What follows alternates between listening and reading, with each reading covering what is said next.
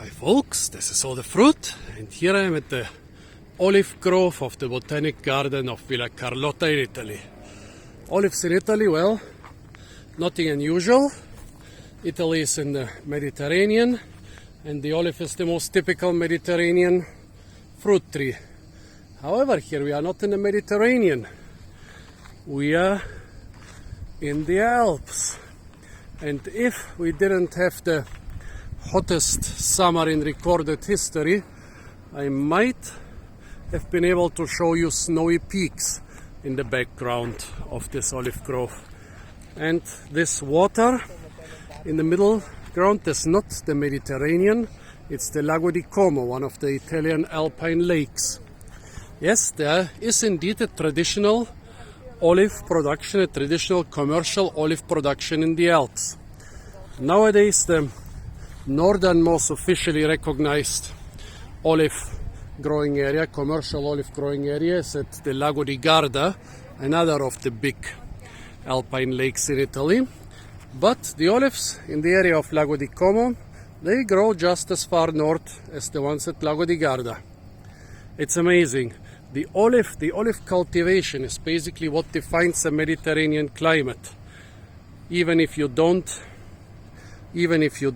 have native olives or even native Mediterranean vegetation in an area, if you can grow olives there, basically the climate is Mediterranean. And here inside the alpine chain, there are actually olive growing areas. And not just since the climate change. Yeah, most trees here are very young. However, there are a couple old ones, and there was a sign explaining that until the 19th century, those were agricultural areas, but in the 20th century, they became abandoned and overgrown, and now, in the 21st century, they have been opened up and restored. So here on this slope, they found maybe a dozen of old olive trees. They are much older than other fruit trees, so they will survive even an abandonment of decades or centuries.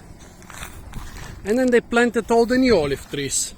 And now they can produce alpine olive oil here, which I'm sure you can buy in the souvenir shops for an incredible price. In this olive tree there is some strange Solanum growing as an epiphyte. I don't know this Solanum species, but it seems to be quite interesting by itself. Well, this olive tree is, I would say it's maybe less than a meter thick. I would say it's about 3 feet thick, maybe like 90 centimeters. So this is definitely from the, could be from the 19th, could be from the 18th century, could be even older. I mean, I guess in this climate olives don't grow too fast. Olives are very slow growing trees, and this climate is not very good for olive cultivation, despite the fact they cultivate them here. And it's not the age of the tree, it's the age of the stem, of the trunk. I mean, I guess they get accidents here from time to time. Every couple hundred years, a harsh frost of minus 20, 25 degrees could kill off the stems. I've seen millennial olives, which might be 1,000 or 2,000 years old, at the southern slopes of the Alps, but right next to the Mediterranean. Of course, the Mediterranean is a much better air conditioner than this big lake here. So I guess the ones in Menton at the southernmost slopes of the Alps might have been planted by the Romans, or at least in the Middle Ages. Those here, this is definitely like, I don't know, 200, 300 years old maybe.